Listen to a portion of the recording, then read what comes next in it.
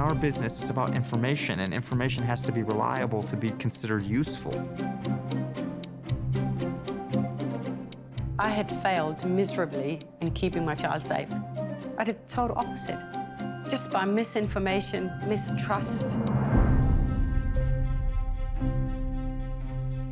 We didn't know whether he was going to live or die.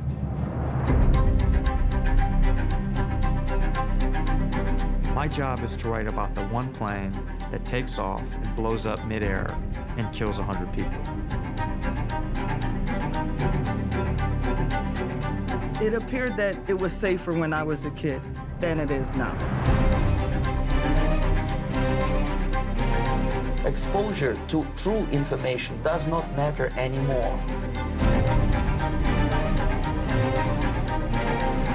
We've created this problem. We've also created the solution. They're just living together, and we can't tell them apart.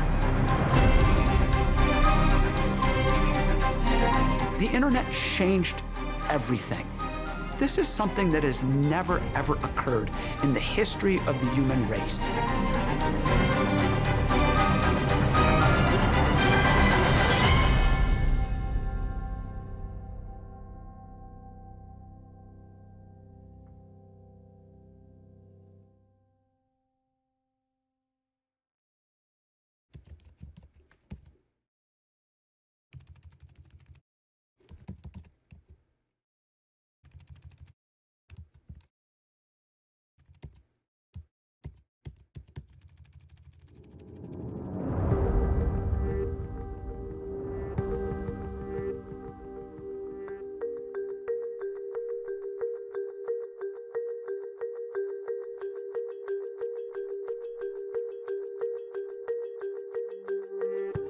Every day, over 1 billion people go online to find information.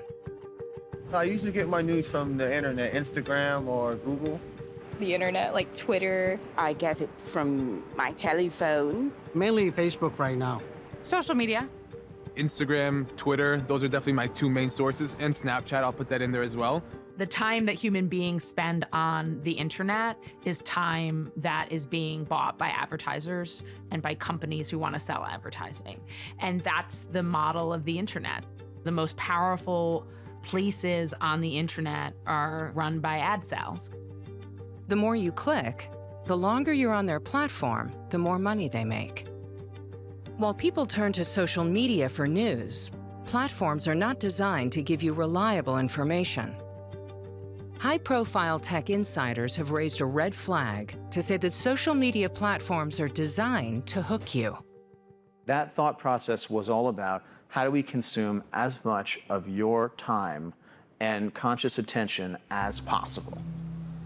It's a social validation feedback loop because you're exploiting a vulnerability in human psychology.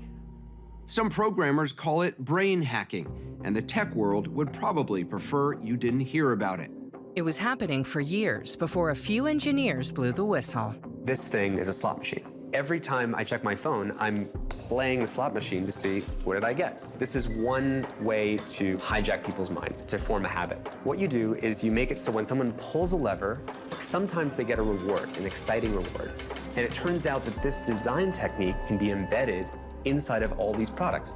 Do you think parents understand the complexities of what their kids are dealing with when they're dealing with their phone, dealing with apps and social media? No, and I think this is really important. Your telephone in the 1970s didn't have 1,000 engineers on the other side of the telephone who were redesigning it to work with other telephones and then updating the way your telephone worked every day to be more and more persuasive. That was not true in the 1970s.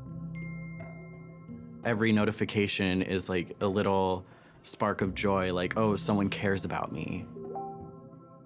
The infinite scroll keeps users on longer. Even the way Instagram notifies you of likes is designed to keep you coming back for more. They're holding some of them back for you to let you know later in a big burst. Like, hey, here's the 30 likes we didn't mention from a little while ago. So all of a sudden you get a big burst of likes. Yeah, but why that moment? There's some algorithm somewhere that predicted, hey, for this user right now, we think we can see an improvement in his behavior if you give it to him this burst instead of that burst. It's not just social media. Search engines like Google and YouTube are also scheming to keep you engaged. When you hit play on that YouTube video, what actually happens is that it wakes up a little avatar voodoo doll version of you. Inside of Google server somewhere, based on all your clicks, based on all your likes, based on everything you've watched, all those clicks, which is making this voodoo doll look and act more and more like you. We just have to manipulate the voodoo doll. We test a bunch of videos on him, and we say which one's gonna keep you here the longest. These clips are from a video that was viewed over 1 billion times. Johnny, that really hurt.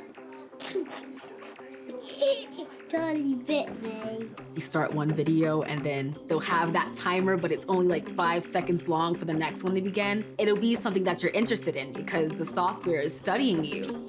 So it's like, oh, if you like this video, you'll like this one, and we'll play it next.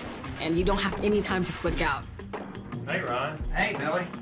The next time you look up, it's like 10, 15 minutes later, 20 minutes later, an hour later, and all you meant to do was just check one thing.